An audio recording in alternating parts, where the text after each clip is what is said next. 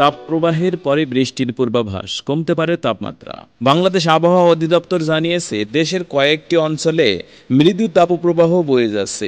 সোমবার আবহাওয়া অধিদপ্তরের এক বুলেটিনে বলা হয়েছে, রংপুর, রাজশাহী ও ময়মনসিংহ বিভাগ এবং ঢাকা, টাঙ্গাইল, ফরিদপুর, কিশোরগঞ্জ, নারায়ণগঞ্জ, সিলেট, ফেনী, যশোর ও চুয়াডাঙ্গা জেলায় তাপপ্রবাহ বিরাজ করছে। এছাড়াও আগামী 24 ঘন্টায় সকাল 9টা থেকে সারা দেশে বৃষ্টি অথবা বজ্রসহ বৃষ্টিপাতের পূর্বাভাস দিয়েছে আবহাওয়া অধিদপ্তর।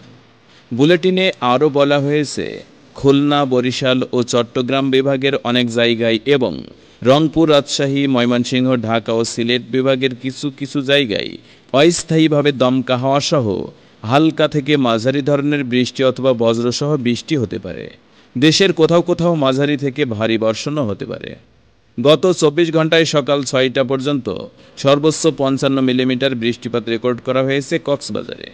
আবহাওয়া অধিদপ্তর আরও জানিয়েছে, সারা দেশে দিন ও রাত্রের তাপমাত্রা সামান্য কমতে পারে। রবিবার রংপুরের সর্বোচ্চ 38.5 ডিগ্রি সেলসিয়াস তাপমাত্রা রেকর্ড করা হয়।